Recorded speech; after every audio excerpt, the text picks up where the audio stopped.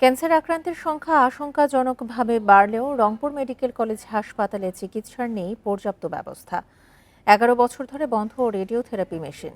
এতে চরম দুর্ভোগে রংপুর সহ 8 জেলা থেকে আসা রোগীরা। চিকিৎসকরা বলছেন, নিয়মিত পরীক্ষা ও দ্রুত চিকিৎসা নিতে পারলে ক্যান্সারে মৃত্যুর ঝুঁকি অনেকটাই কমানো সম্ভব। রংপুর মেডিকেল কলেজ হাসপাতালে গত 5 মাসে অস্ত্রোপচার করা 300 ক্যান্সার রোগীর মধ্যে অর্ধেকই স্তন ক্যান্সারে আক্রান্ত। এপ্রিল থেকে সেপ্টেম্বর পর্যন্ত হাসপাতালের ব্রেস্ট ক্লিনিকে স্বাস্থ্য পরীক্ষা করেন 1300-র বেশি নারী। এর মধ্যে 54 জনের ক্যান্সার ধরা পড়ে।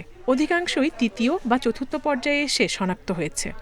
30-এর বেশি মহিলাদের জন্য কোনো এস্টাবলিশ কোনো স্ক্রিনিং প্রোগ্রাম নেই, অর্থাৎ যে স্তন ক্যান্সারটা তাড়াতাড়ি ধরার জন্য আমাদের এরকম কোনো প্রোগ্রাম নেই ন্যাশনাল ওয়াইড, যেটা আমরা জাতীয়ভাবে যে হ্যাঁ বছরে একটা দিন আমরা 30-এর বেশি সমস্ত মহিলাদেরকে আমরা ব্রেস্টটা পরীক্ষা করে দেখব, অথবা কোনো আলট্রাসোনোগ্রাম বা ম্যামোগ্রামের মাধ্যমে পরীক্ষা করে দেখব যে তার এখানে কোনো ব্রেস্ট ক্যান্সার কোনো শুরু হচ্ছে কিনা। এরকম কোনো প্রোগ্রাম আমাদের নেই, যেটা আমাদের খুবই দরকার।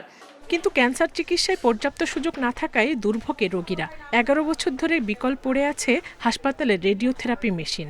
রেডিওথেরাপির জন্য এর আগের বার আমি বগুড়ায় দিয়েছি, রুম ভাড়া করতে হয়েছে, যাওয়া আসা সমস্যা। আমাদের রেডিওথেরাপি নাই, এগুলো না আমাদের সমস্যা। আর আমরা গরিব মানুষ, আমরা তো যাইতে পাবো না অত দূর। রেডিওথেরাপির জন্য দূরে যেতে হয়, থাকতে হবে, এই কারণে রোগীরা এটা নিতে পারছে না। আমরাও আমাদের নলেজটা অ্যাপ্লাই করতে পারছি না। তো এইটাই, রেডিওথেরাপিটা আমাদের এখানে নাই। এ নিয়ে আমরা বরাবর অনেকবার আমরা বলেছি, আমরা আমাদের ডিরেক্টরের মাধ্যমে ঊর্ধ্বতনকে বলেছি, আমাদের বিভিন্নভাবে আমরা উদ্যোগ নিয়েছি। বিশেষজ্ঞরা বলছেন, প্রাথমিক পর্যায়ে চিকিৎসা না নেওয়ায় বাড়ছে মৃত্যু ঝুঁকি। লজ্জা আর অজ্ঞতার কারণে চিকিৎসকের কাছে যান না অনেকেই। রোগীদেরকে বলি, স্টুডেন্টদেরকে বলি যে আপনারা এই ইনফরমেশনগুলো নিয়ে গেলেন, এটা শুধু আপনার ভিতরে রাখবেন না, এটা আপনি একটা বার্তাবাহক হবেন, মেসেঞ্জার হবেন। আপনারা এই কথাগুলি আপনার যেই সার্কেল আছে, সমাজ আছে, এদের ভিতরে আপনি এটা ছড়াই দিবেন, যাতে করে সবার ভিতরে এই সচেতনতা চলে আসে।